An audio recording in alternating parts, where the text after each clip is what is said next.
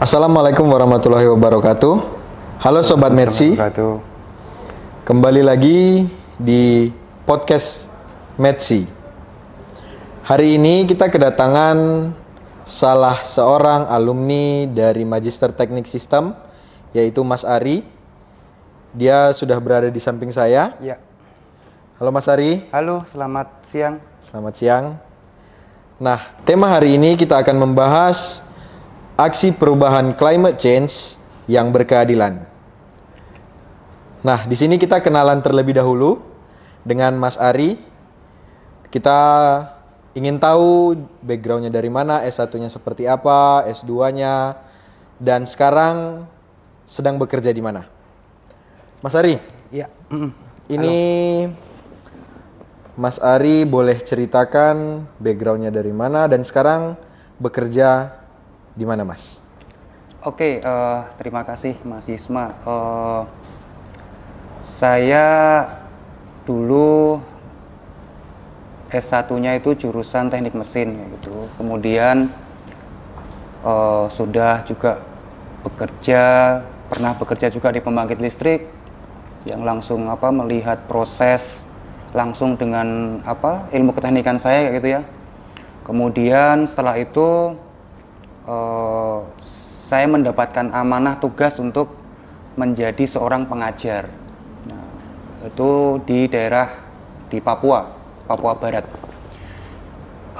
Kemudian saat mendapat tuntutan pendidikan kayak gitu ya, itu saya sempat bingung sih waktu itu ya, mau kuliah di mana kayak gitu ya. Kemudian juga mau kemana, di mana itu bingung juga waktu itu. Terus akhirnya saya ketemu juga dengan salah satu alumni dari kalau dulu tuh MTS gitu ya. Oh ya, MTS gitu, yang sekarang bekerja di Papua Barat di pemerintahan.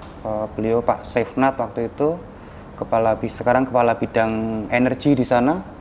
Beliau mengatakan karena waktu dekat kayak gitu, coba lihat tuh di MTS kayak gitu, ada jurusan menarik tuh yang sesuai karena dia di energi kayak gitu kan.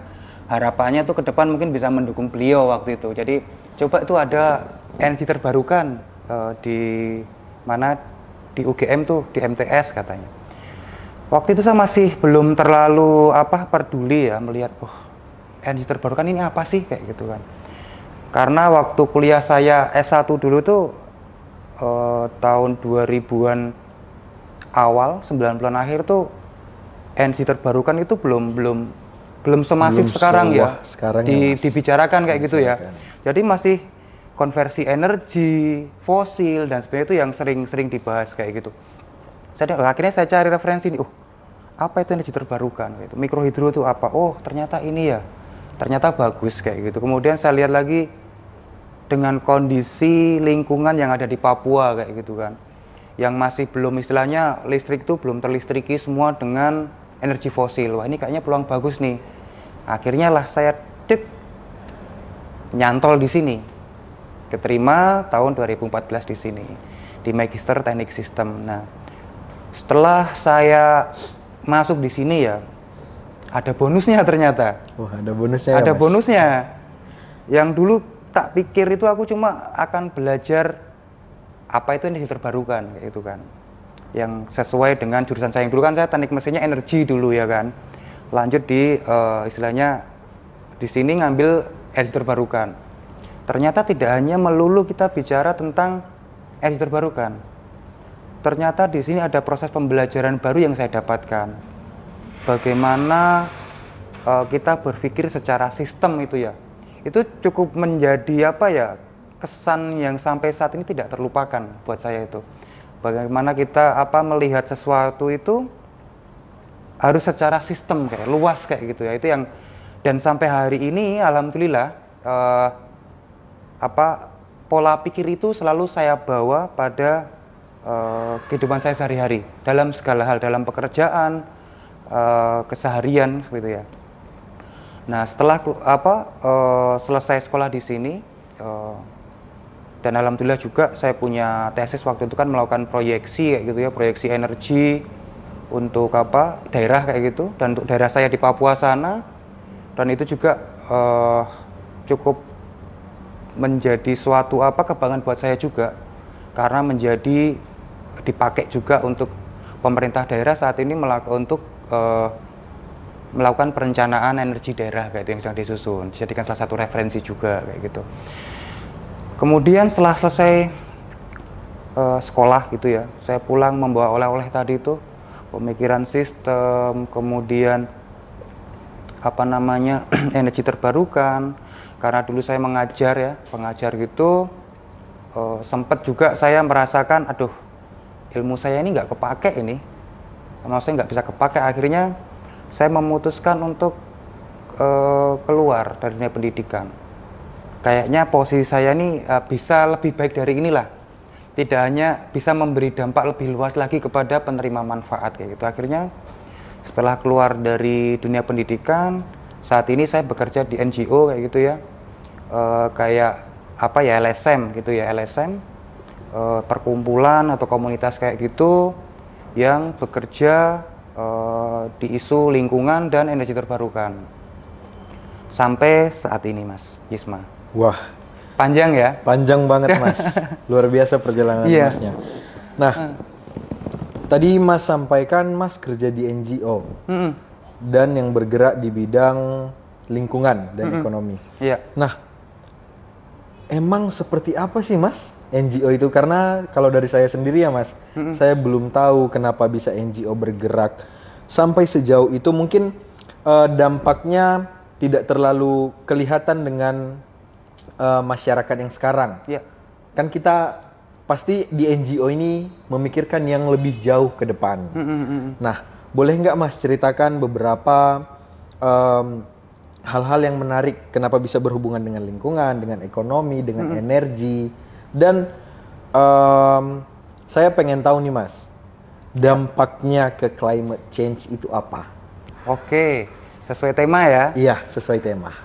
Gini, dulu aku juga nggak ngerti sih apa itu NGO, LSM itu. Dulu zaman waktu masih kuliah kayak gitu, dan mungkin teman-teman juga banyak yang belum tahu juga ya. Mungkin orang yang sudah sampai sekelas, aku dulu sekelas sudah sampai istilahnya belajar sampai ke S2 aja itu dulu belum tahu nih. Tauku tuh NGO itu cuma orang yang teriak-teriak meneriaki pemerintah kayak gitu kan. Kebijakanmu salah ini itu dan sebagainya kayak gitu, frontal kayak gitu ya. Ternyata tidak seperti itu kayak gitu kan. Ternyata dunia NGO ini adalah dunia yang sangat asik ternyata. Dunia di mana kita bisa memanfaatkan ruang kosong kayak gitu ya, antara pemerintah dan penerima manfaat kayak gitu. Karena memang itu ada ruangan kosong di situ, peran yang belum dimainkan kayak gitu. Keluar, aku masuk gitu ya, melihat dulu NGO itu adalah sebenarnya pikirku ya kecil kayak gitu, nggak bisa berkontribusi kayak gitu kan. Ternyata banyak ruang yang memberi efek ataupun dampak secara besar itu dimainkan perannya oleh NGO kayak gitu ya. Karena apa? Sekarang NGO ini adalah sudah diakui dan sah sebagai mitra strategis pemerintah kayak gitu ya. Sehingga apa? Suaranya itu didengar, pertimbangannya itu didengar, dan datanya pun diterima sebagai asupan untuk kebijakan oleh pemerintah ya. Kemudian kalau dihubungkan lagi, kenapa kok bisa sampai ke arah climate change, kayak perubahan iklim? Ya, ternyata begini. Di NGO ini banyak isu yang difokuskan kayak gitu ya. Salah satunya adalah isu perubahan iklim.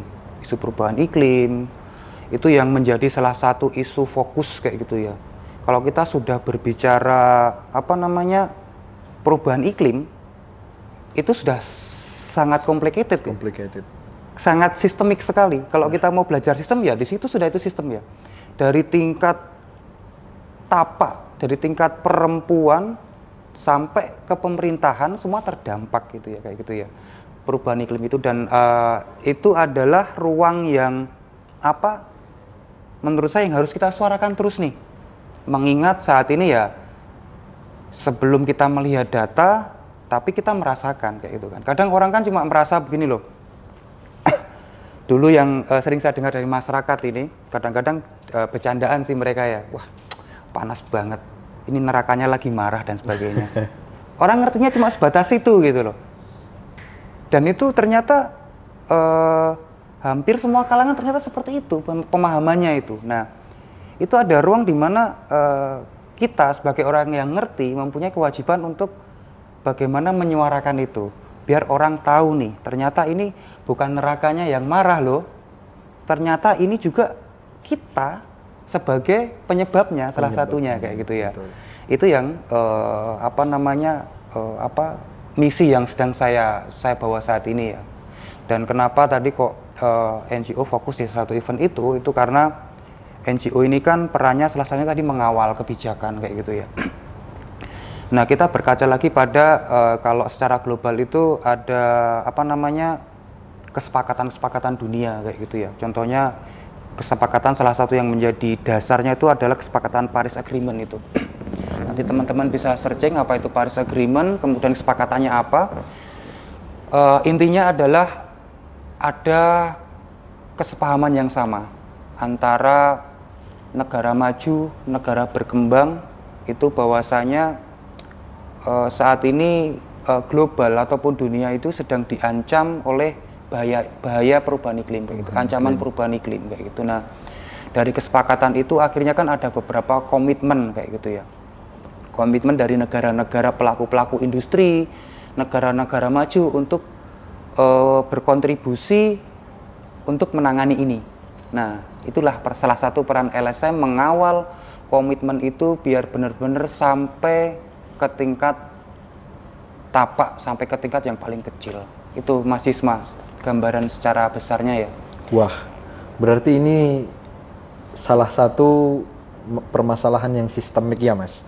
Sangat sistemik kalau menurut saya ya. Jadi Mas tidak sia-sia dulu kuliah di METSI, belajar asas penerapan teknik sistem. Jadi kita tahu ada permasalahan yang harus diselesaikan secara sistemik.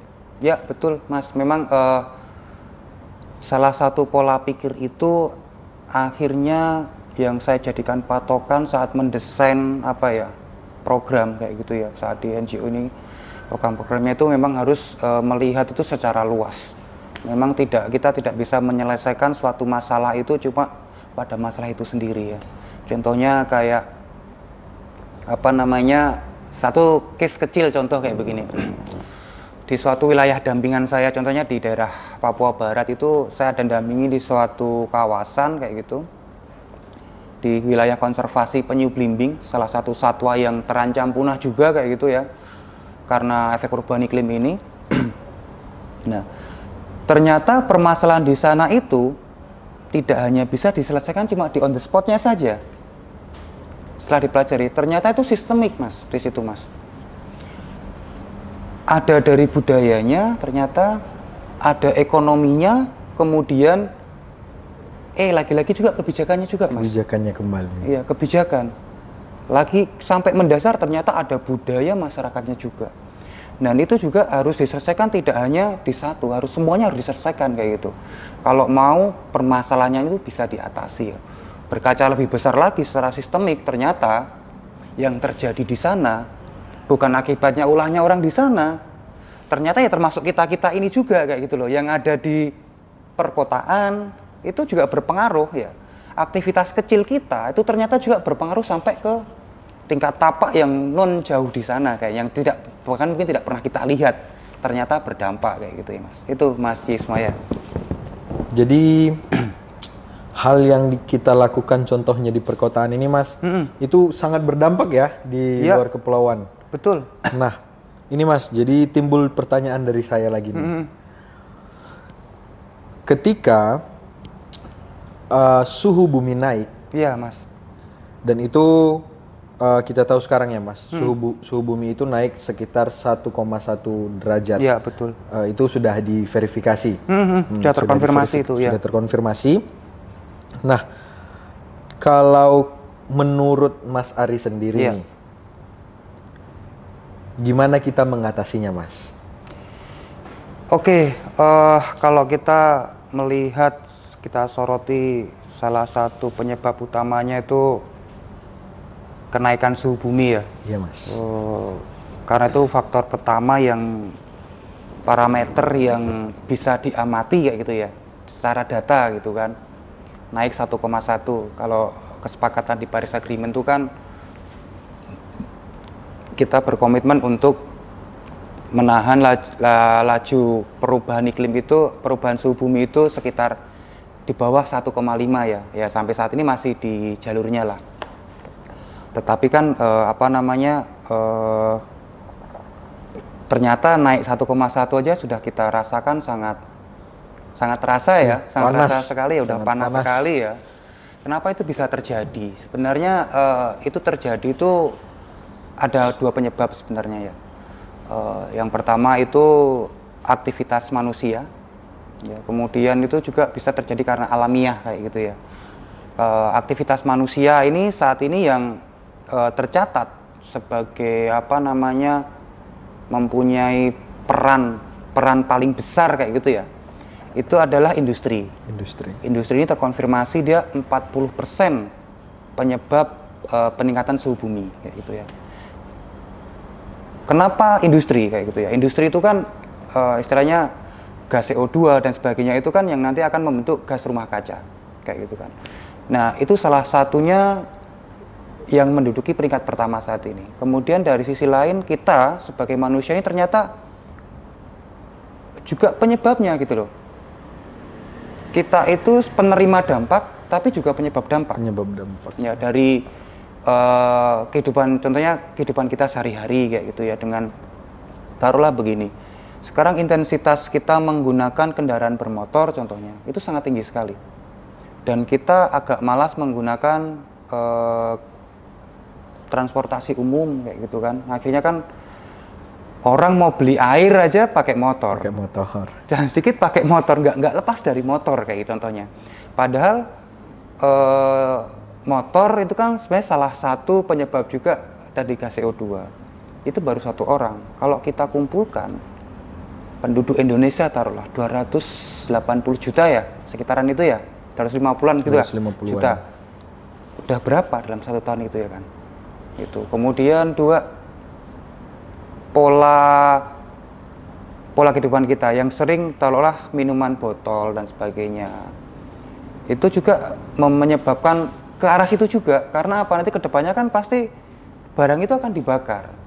Pembakaran sampah-sampah plastik dan sebagainya itu akhirnya menimbulkan CO. Makanya ya kayak kita itu mungkin ini contohnya seperti inilah, kayak tumbler ini juga langkah kecil tapi itu berdampak besar sebenarnya. Bagaimana kita bisa menggalang massa lebih banyak untuk contohnya menggunakan tumbler kayak gitu, itu akhirnya akan mengurangi ya kalau seluruh Indonesia bisa menerapkan itu ya signifikan juga kayak gitu betul, ya. Mas. Itu masih sangat satunya ya. Nah, tadi berarti itu dimulai dari diri sendiri ya, Mas? Ya, harusnya. sebenarnya itu iya. Harus dimulai dari diri sendiri. Nah, kalau kita tadi sudah berbicara climate change dan Mas tadi menjelaskan bagaimana kita berproses untuk beralih ke proses yang lebih baik, kayak kita beli air minum kita jalan kaki saja. Iya, contohnya tidak perlu naik motor. Nah, berarti kita masuk ke fase yang namanya transisi, Mas. Betul. Nah, mungkin saat ini, Mas, proses transisi bisa kita katakan transisi energi. Boleh. Transisi energi di mana kita mulai beralih dari kendaraan tadi, kita menggunakan kendaraan yang hybrid salah satunya, Mas. Hybrid atau kendaraan listrik. Menurut Mas Ari nih, untuk proses transisi energi di Indonesia, sebelum kita bahas ke kepulauan nanti ya, Mas, karena kan Indonesia ini salah satu dengan pulau terbanyak di dunia, negara dengan pulau terbanyak di dunia. Proses transisi energi di Indonesia ini gimana menurut Mas Ari? Apakah akan cepat atau masih ya seperti ini aja?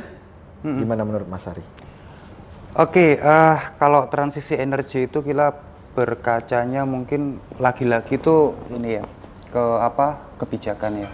Kalau kita udah melihat pemerintah itu ya, kebijakannya, dan menurut saya tuh sebenarnya kebijakannya sudah pada rule-nya kayak gitu ya. Contohnya kayak target penurunan emisi 30% 2030 itu sudah ada istilahnya komitmen bersama kayak gitu kan. Kemudian net zero emisi 2060 kayak gitu ya. Tetapi kan sayangnya lagi-lagi nih yang tadi target penurunan 30% nih dikoreksi saat ini kan. Dikoreksi lagi. Diturunkan menjadi 20% ya kalau nggak salah ya. 20%. Nah, 20%. Itu kan artinya bahwasanya sebenarnya kebijakan kita itu kalau menurut saya sih komitmennya masih setengah-setengah kalau menurut saya ya. Karena apa? Kalau memang sudah sudah berkomitmen 30, ya tetap kita harus capai itu kayak gitu kan. Kalau itu namanya kalau komitmen kita berbicara komitmen pemerintah ya. Karena apa? Dari dulu kita sudah menggaungkan nih. Kita punya potensi energi terbarukan ini besar kayak gitu kan. Besar dan itu belum dimanfaatkan dengan baik kayak gitu. Kalau berkaca secara umum kita melihat lagi dari sisi kebijakan, kadang-kadang apa yang digaungkan pemerintah ini tidak sesuai dengan kebijakannya. Ya. Contohnya begini, salah satunya kalau kita bisa lihat ini tadi penyebabnya kan kalau lihat penyebab ya, itu kan kita lihat dari aktivitas manusia, kemudian juga deforestasi hutan kayak gitu kan. Nah, saat ini kan arah pembangunan kita itu belum pure murni pembangunan yang berkelanjutan. Masih eksploitatif. Itu yang didorong kayak gitu kan, yang didorong. Bagaimana bisa mengambil sumber-sumber energi itu lebih banyak kayak gitu kan, untuk dijual kayak gitu kan. Yang akhirnya apa?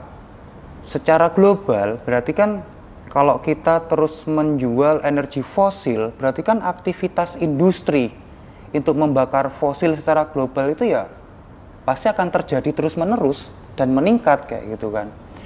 Itu satu. Kemudian juga terkait transisi energi kayak gitu. Saat ini sudah banyak cerita sukses negara itu membangun istilahnya energi bersih yang berskala besar kayak gitu ya, skala besar. Contohnya yang terakhir itu Cirata kayak gitu ya. Ya, betul Mas. Dan itu menurut saya capaian yang sangat luar biasa ya, dan mungkin terbesar se Asia Tenggara ya. Iya, sebesar se Asia Tenggara itu capaian yang sangat besar sekali. Ya, capaian besar itu harus direplikasi gitu. Direplikasi terus-menerus kayak gitu ya. Dan itu sekarang melihatnya jangan berkaca itu adalah berkaca cost yang tinggi, uang tinggi kayak gitu ya. Tapi pengeluaran tinggi itu karena efek tadi teknologinya yang maju itu harus dijadikan sebuah investasi ya. Dengan nilainya asumsinya itu sekarang bukan kalau energi terbarukan ya.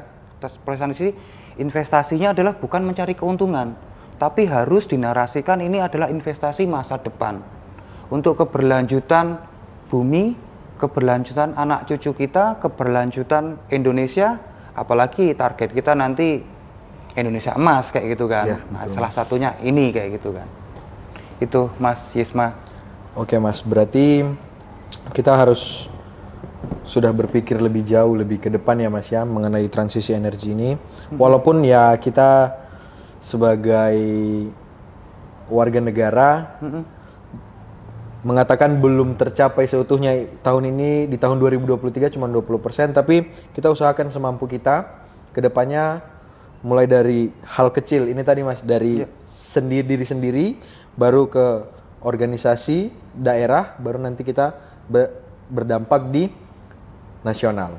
Iya, betul Mas Isma. Jadi kenapa kok lagi-lagi pemerintah belum terlalu istilahnya awareness-nya belum terlalu tinggi kayak gitu. Karena apa? Karena masyarakat sebagai penerima dampak ini belum secara masif bersuara kayak gitu loh. Oh, saya ini terkena dampak nih kayak gitu kan. Contohnya kayak di Jogja aja nih ya. Air contohnya kayak gitu. Air bersih mulai susah contohnya.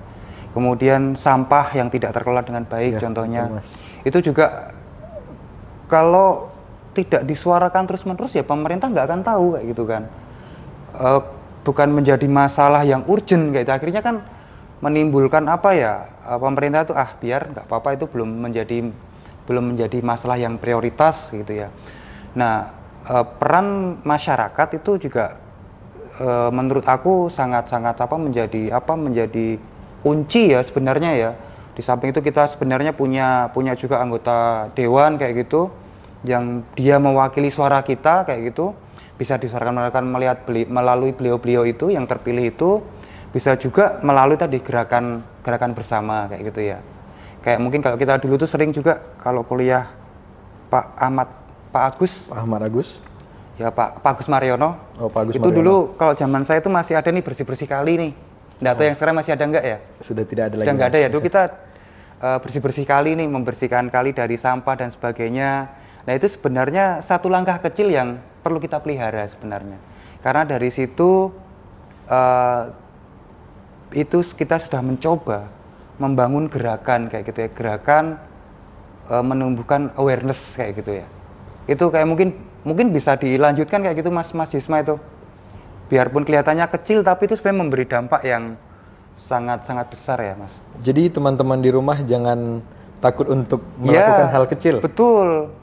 Karena perubahan besar itu dari pengalaman kami itu diawali dari hal kecil kayak gitu. Betul, kan. Mas. Bener. Itu jadi kuncinya kayaknya. Nah tadi Mas sempat bahas yang mengenai daerah nih Mas. Nah, saya tertarik nih. Kenapa sih Mas proses transisi di Indonesia ini apalagi di daerah kepulauan nih Mas? Sangat lambat. Oke. Gini Mas Yisma, kenapa kok lambat ya? Sekarang saya coba membawa daerah yang saya tinggal sekarang aja ya, Papua kayak gitu ya, Papua Barat. Di situ kelihatan bahwa saya memang banyak kepulauan. Kemudian di pulau besar pun ini sebenarnya masih banyak daerah-daerah yang terisolir. Jadi belum terkoneksi infrastrukturnya ya, jalan dan sebagainya. Kemudian untuk mencapai daerah-daerah itu tuh harus naik kapal dan sebagainya kayak gitu ya. Yang menyebabkan akhirnya lambat transisinya. Jangankan transisinya Mas, keadilan energinya aja belum terwujud kayak gitu loh.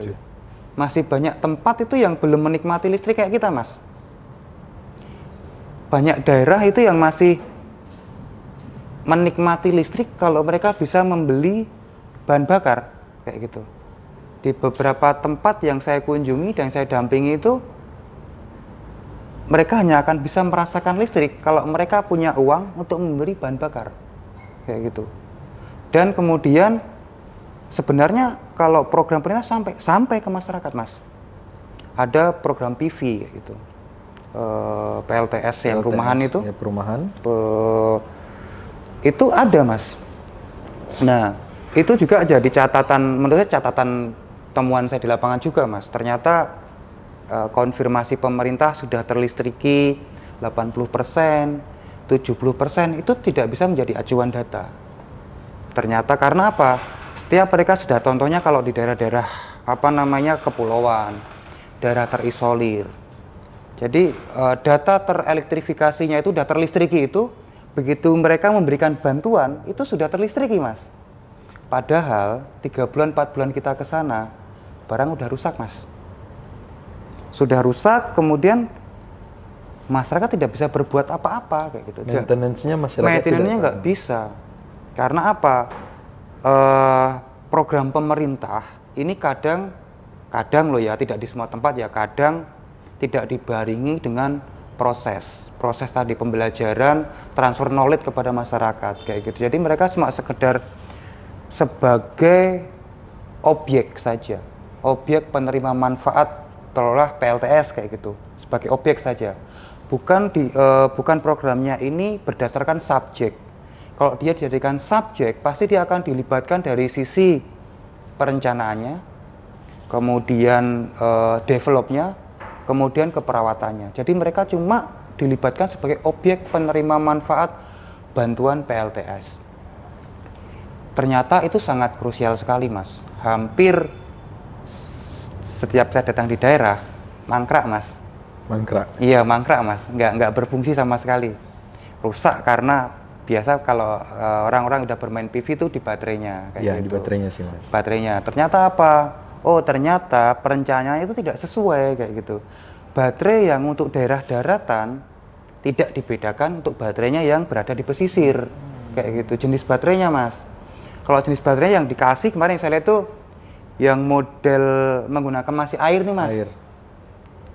Ya aki kayak gitu Aki, ya, ya, yang aki, Mas. menggunakan fluida ya seakan nggak cocok mas. Karena apa? Tingkat penguapannya tinggi. Baru dipakai berapa bulan airnya sudah habis, baterainya rusak. Masyarakat tidak tahu, tidak ditransfer knowledge. Padahal kan sebenarnya gampang kayak gitu kan. Air aki tidak harus dibeli kan mas. Ya. Tada hujan, istilah taruhlah yang gampang ya. Kita tada hujan, yang penting air langsung dari atas. Kita taruh ember, itu bisa kita jadikan untuk air isi aki kayak gitu. Nah itu proses transfer knowledge itu yang tidak diberikan kepada masyarakat, yang akhirnya rusak.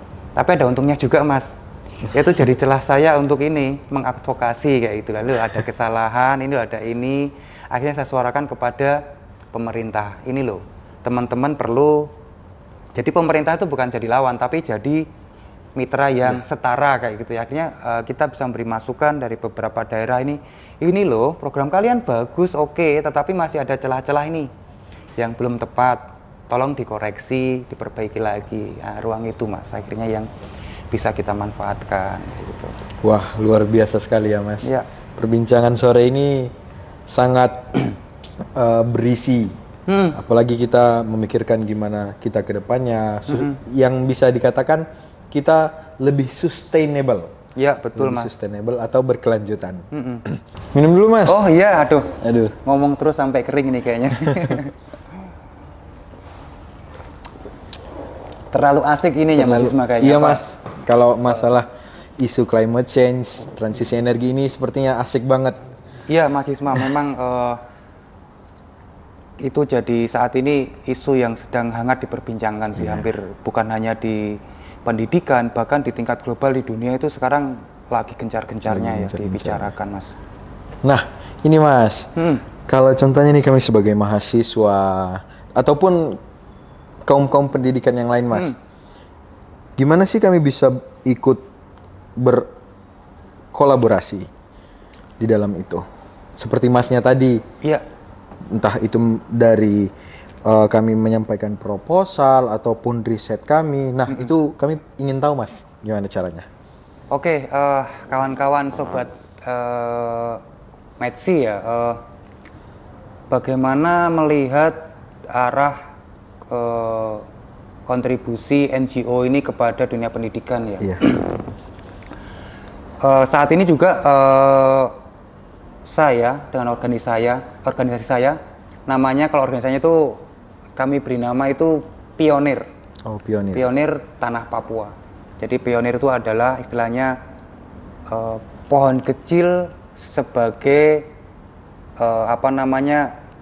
landasan untuk pergerakan kayak gitu mas. Nah saat ini kita saat kerja itu selalu melibatkan tadi itu antara pemerintah, kemudian dunia pendidikan ataupun akademisi, bahkan ke mahasiswanya kayak itu. Nanti saya coba cerita sedikit ya mas ya.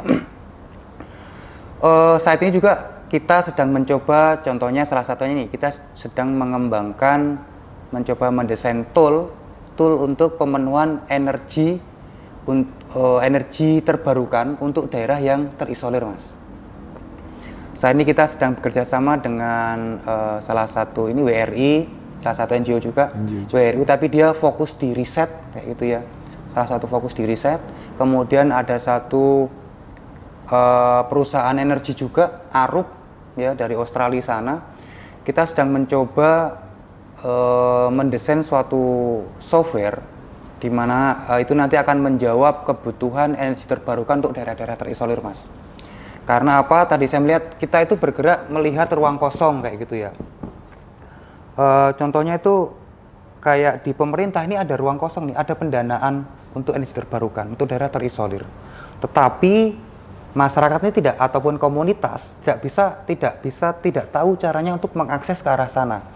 tidak tahu bagaimana cara melihat potensinya, tidak tahu bagaimana cara membuat proposalnya. Nah, sekarang ini kita sudah mencoba mengembangkan itu, Mas.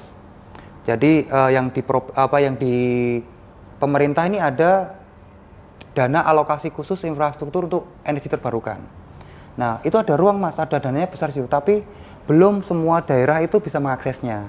Nah, ruang kosong itu yang coba kita saat ini kembangkan. Jadi software ini kita desain bagaimana menjadi mudah bisa diaplikasikan oleh kelompok masyarakat yang tingkat bawah ini. Begitu dia input semua masukan kebutuhannya, taruhlah kayak gini, kalau melihat kebutuhan energi kan jarak rumahnya, berapa orang per rumah dan sebagainya, nanti keluar kebutuhan energinya, kemudian dia punya potensi apa, airnya lebarnya berapa, ininya berapa gitu kan. Tapi dengan cara yang mudah. Akhirnya nanti akan klik, begitu dimasukkan keluar sebuah proposal. Ya, sebuah proposal yang sesuai dengan tadi anggaran di dana alokasi khusus tadi itu untuk infrastruktur yang terbarukan untuk daerah yang tadi terisolir dan belum ada listrik sampai 5 tahun ke depan kayak gitu. Itu salah satu contohnya, Mas. Selain itu juga yang kedua, kita juga bekerjasama dengan NGO lain, kemudian akademisi melakukan kajian-kajian, Mas. Contohnya kajian bahaya iklim kayak gitu ya, di suatu daerah A, satu daerah B kayak gitu ya. Nah, itu juga nanti akhirnya data itu juga kita jadikan sebagai support untuk pemerintah. Ini loh, di daerah ini tuh rawan bahaya iklim ini. Sehingga saat pemerintah melakukan pengambilan kebijakan akan sesuai dengan kajian yang kita berikan, salah satu itu. Kemudian yang kedua, apakah mahasiswa atau itu bisa berkontribusi? Bisa, Mas. Salah satunya itu kami juga bekerja sama melalui mitra kami WWF, itu ada Merdeka Belajar, Mas. Itu bisa, itu ada di situ, nanti bisa dilihat, bisa ikut mendaftar juga untuk Merdeka Belajar untuk daerah Papua, contoh mana kayak gitu, itu ada juga di situ. Kemudian kalau mau riset atau apa, nah itu sebenarnya banyak, Mas, di dunia NGO ini yang menawarkan anggaran-anggaran riset kayak gitu ya. Tinggal coba di searching aja, lebih teliti lah teman-teman, coba mulai kenali apa itu NGO, kemudian cari informasi NGO yang mungkin mau bergerak di isu energi contohnya, Mas. Coba dicari. Banyak sekali NGO yang bergerak di bidang energi di Indonesia ini ya. Contohnya WRI itu juga salah satunya, dia juga di bidang energi. Siapa tahu nanti ada divisi misi mereka itu sesuai dengan bidang yang mau mereka kerjakan. Contohnya kayak tadi itu, Mas, mereka sedang mengembangkan tool ini. Kan kalau ada orang yang sudah menelitinya, mereka pasti akan lebih senang bekerja sama dengan mereka kayak gitu. Itu sih, Mas, intinya kalau sekarang itu kalau teman-teman pengen tertarik dengan itu, cobalah diteliti lebih jauh apa itu NGO, bergerak di bidang apa, itu pasti akan menemukan banyak ini, Mas, informasi yang bisa menunjang untuk teman-teman bisa berkreasi lebih banyak lagi. Itu sih, Mas Yusma. Wah, ternyata kita luar biasa ya, Mas ya. Betul, Mas Yusma. Harus betul-betul kita ada keinginan, ada keinginan betul, yang luar biasa. Dan jika ada keinginan, hasil pasti baik. Betul, Mas Yusma. Nah, itu, Mas. Nah, jadi Sobat Metsi, kita akan mengakhiri ini dengan closing statement dari Mas Ari. Mungkin ada yang ingin disampaikan Mas Ari ke masyarakat ataupun ke anak-anak muda biar bisa berkarir seperti Mas Ari. Mas Ari, silahkan. Ya, oke. Kawan-kawan Sobat Metsi kayak gitu ya. Saya cuma ingin menyampaikan ada ruang kosong di mana kita bisa berkontribusi terhadap pembangunan pemerintah kayak gitu ya, terhadap pembangunan biar sustainable ataupun berkelanjutan sampai anak cucu kita nanti masih bisa merasakan udara segar, air bersih dan sebagainya ya. Yaitu adalah ruang di mana ada ruang NGO namanya ya. Non government organisasi atau orang biasanya sebut dengan dunia LSM kayak gitu ya. Contohnya kayak saya saat ini kayak gitu ya, saya bisa mengapresiasikan apa yang menjadi atau menyuarakan suara dari masyarakat secara masif yang terdampak perubahan iklim itu melalui VCA ini, melalui apa perubahan iklim, apa melalui ruang NGO kayak gitu ya. Nah, saat ini saya sedikit ini Mas ya, saya promosi sedikit terkait program saya, contohnya kayak gitu ya. Saya fokus di isu iklim kayak gitu. Saya mendapatkan pendanaan dari WWF, kemudian dari dari WWF Indonesia dan bahkan dari WWF Belanda kayak gitu ya, untuk isu perubahan iklim, untuk program Voices Just for Climate Action, jadi suara aksi perubahan iklim yang berkeadilan. Ya, jadi itu adalah suatu program yang kami desain untuk menyuarakan masyarakat bahwa masyarakat ini terdampak kayak gitu ya. Ya, harapannya suara ini bisa didengar masyarakat kita secara luas, kemudian bahkan sampai ke tingkat global kayak gitu ya, pada saat konferensi-konferensi global gitu. Kayak seperti tahun kemarin saya sempat juga ikut di konferensi global di Thailand kayak gitu ya, iklim kayak itu. Akhirnya saya bisa menyuarakan ini loh, kejadian-kejadian iklim yang ada di daerah-daerah kayak gitu. Nah, kemudian sedikit yang bisa saya sampaikan kepada rekan-rekan sahabat Medsi kayak gitu ya. Intinya begini, banyak ruang yang bisa kita pakai untuk mengelaborasi semua dari kepentingan kita kayak gitu ya. Contohnya kalau teman-teman di sini ada jurusan jurusan energi terbarukan, kemudian lingkungan ataupun industri ya. Di situ ada ruang kayak gitu. Ada ruang di mana kita bisa melakukan advokasi di situ, karena di NGO ini sangat terbuka luas, Mas. Kita bisa kolaborasi dengan akademisi, dengan pemerintahan, bahkan dengan mahasiswa. Ya, kita udah lakukan itu, Mas. Jadi kolaborasi dengan pemerintah, akademisi, kemudian Merdeka Belajar kayak gitu. Itu juga sempat berapa kali kita dapat dari UGM, bahkan dari UGM, kemudian dari kampus tempat juga di situ. Nah, kemudian pesan saya adalah begini, kalau terkait perubahan iklim ya, kepada sahabat Medsi semua, jadi